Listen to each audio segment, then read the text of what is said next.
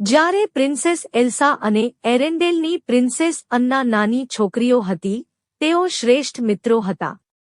અન્ના એ એકમાત્ર એવા લોકોમાંના એક હતા જેઓ એલ્સાના રહસ્યને જાણતા હતા. એલ્સાને ફક્ત તેના હાથથી બરફ અને બરફ બનાવવાની શક્તિ હતી. એક રાત્રે એલ્સાએ એક ખાલી બોલરૂમ બરફથી ભરી દીધો. બહેનો સાથે રમતા, સ્નોમેન બનાવતા, સ્લેડિંગ અને આઈસ સ્કેટિંગ. પરંતુ જેમ જેમ તેઓ રમ્યા, એલ્સાએ નિયંત્રણ ગુમાવ્યું.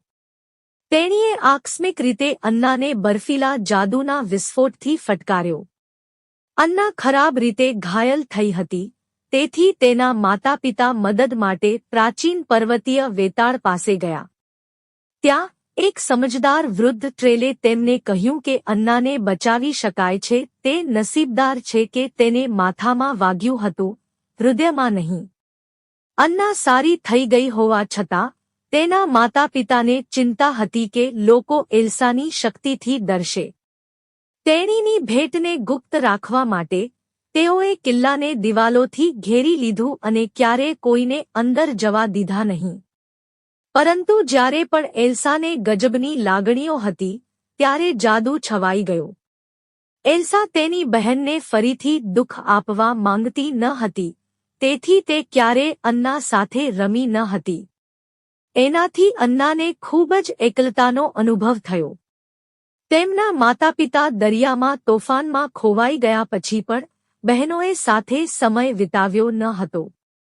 વર્ષો પછી એલ્સા માટે એરેન્ડેલની રાણી બનવાનો સમય હતો. ફક્ત તે જ દિવસ માટે કિલ્લાના દરવાજા ખોલવામાં આવ્યા હતા. તાજપોશી સમારોહમાં સેંકડો લોકો જોડાયા હતા.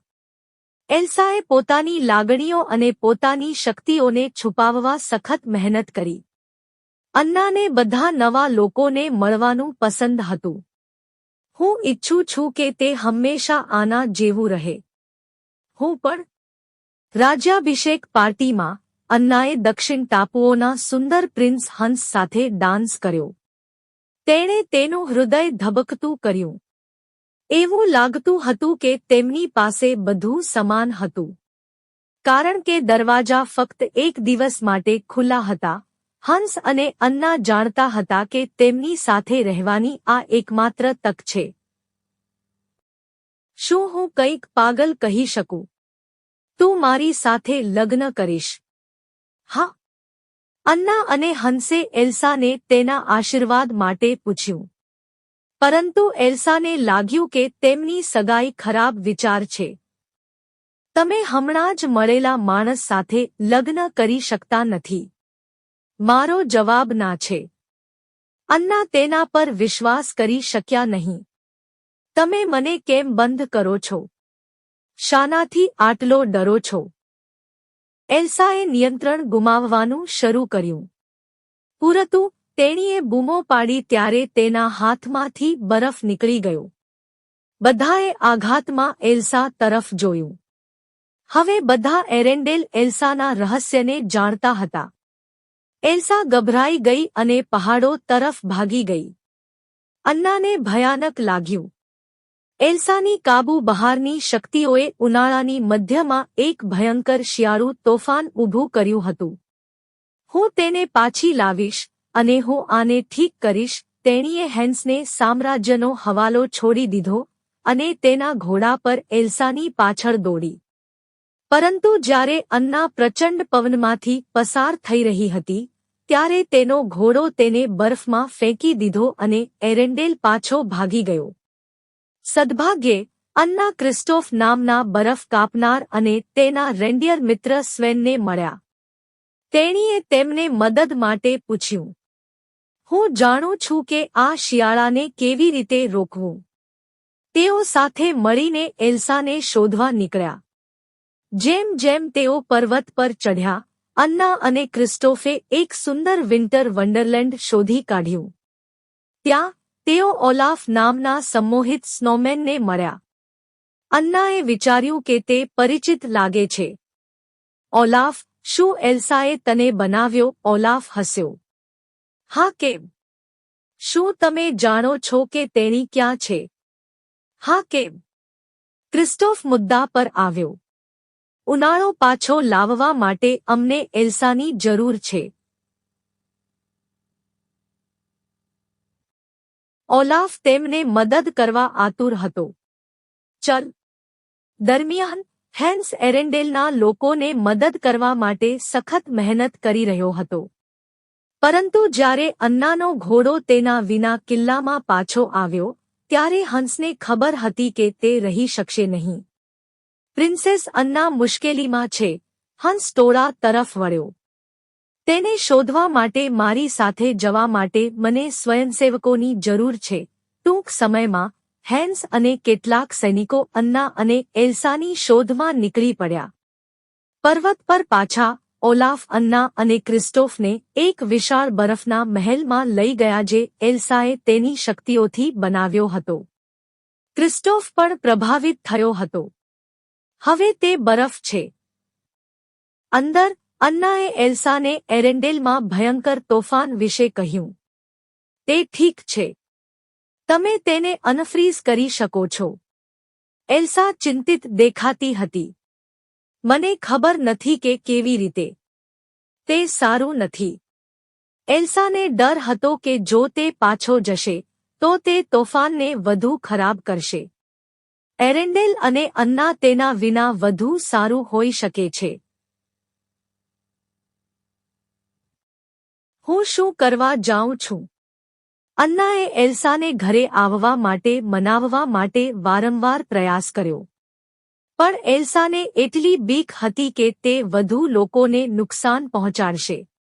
એલ્સા તેની બહેન સાથે દલીલ કરતી હતી. તેના શરીરમાંથી જાદુની બર્ફીલી લહેર ફૂટી અને અન્નાની છાતીમાં અથડાઈ. અન્ના ઊભા થયા અને એલ્સા તરફ જોયું. ના. હું તારા વિના નથી જતો, એલ્સા. હા, તમે છો. એલ્સાને ખબર હતી કે તેણે શું કરવાનું છે.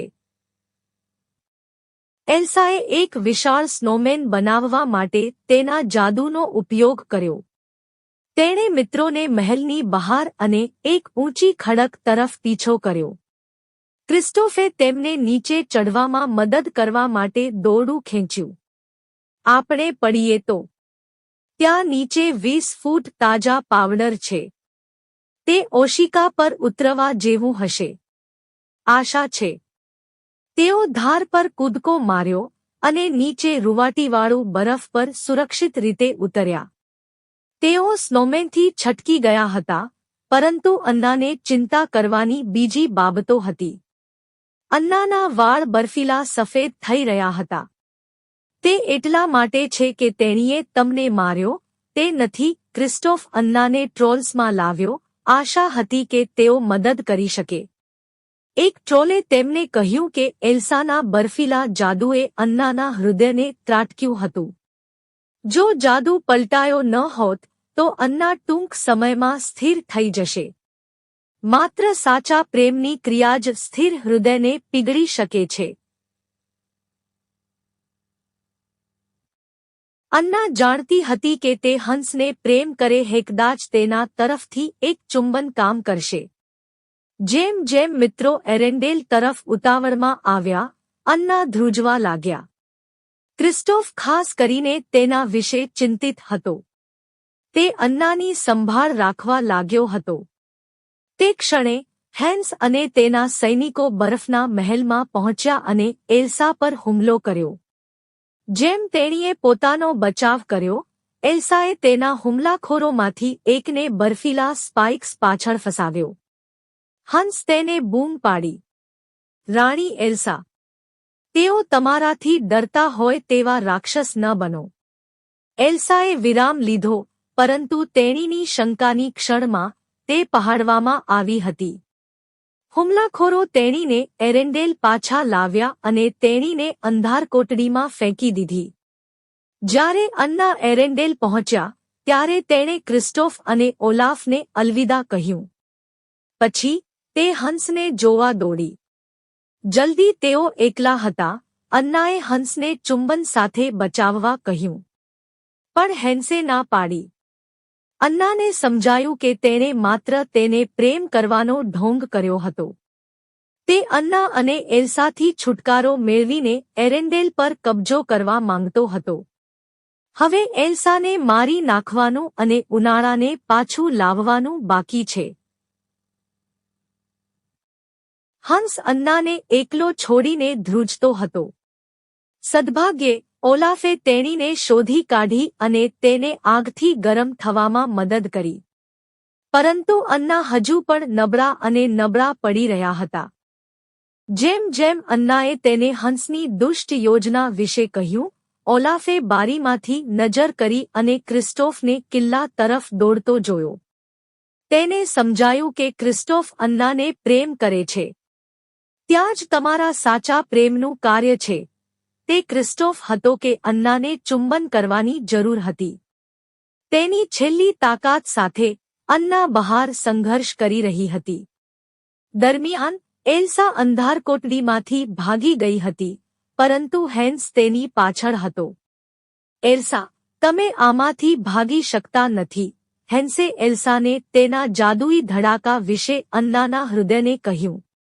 મેં તેને બચાવવાનો પ્રયત્ન કર્યો, પણ મોડું થઈ ગયું હતું. એલ્સા બરફમાં પડી ગઈ અને તેની આંખો બંધ કરી. તેણીએ તેની બહેનને બચાવવા માટે જે કંઈ કર્યું હતું તે નિષ્ફળ ગયું હતું. અને તે બધી તેણીની ભૂલ હતી. નજીકમાં અન્ના ક્રિસ્ટોફ તરફ ઉતાવળ કરી રહી હતી જ્યારે તેણે હંસની તલવારનો રણકાર સાંભળ્યો. તેણે ફરીને જોયું કે તેની બહેન એલ્સા જોખમમાં હતી. પોતાની જાતને બચાવવા અને ક્રિસ્ટોફ તરફ દોડવાને બદલે અન્ના તેની બહેનની સામે કૂદી પડી. ના, જેમ જેમ હંસ તેની તલવાર ચલાવી, તે અન્નાના થીજી ગયેલા શરીર સામે વિખેરાઈ ગઈ. તે ઘન બરફ તરફ વળ્યો હતો. એલ્સાએ તેની બહેનને પકડી લીધી. ઓહ, અન્ના! ના! પ્લીઝ, ના! અચાનક અન્ના પીગળવા લાગ્યા. તેના હાથ ફરી ગરમ એલ્સાની આસપાસ પહોંચ્યા અને બંને બહેનોએ ગળે લગાવી. જેમ જેમ ઓલાફે તેમને જોયા તેમ તેને યાદ આવ્યું કે શાણા જૂના ટ્રોલનું શું કહ્યું હતું, સાચા પ્રેમનું કાર્ય સ્થિર હૃદયને પીગળી જશે. અન્નાના એલ્સા પ્રત્યેના પ્રેમે બંનેને અને રાજ્યને બચાવ્યા હતા. ટૂંક સમયમાં જ બંને બહેનો ફરીથી શ્રેષ્ઠ મિત્રો બની ગઈ અને ઉનાળો એરેન્ડેલ પાછો ફર્યો. એલ્સાએ ઓલાફને પીગળતા અટકાવવા માટે બરફના થોડા વાદળો પણ બનાવ્યા. એક દિવસ એલ્સાને અન્ના માટે આશ્ચર્ય થયું કે કિલ્લાના દરવાજા ખુલ્લા હતા. અમે તેમને ફરી ક્યારે બંધ કરીશું નહીં. બહેનો એકબીજા સામે જોઈને હસ્યા. હવે બધું જે રીતે થવાનું હતું તે રીતે થઈ ગયું.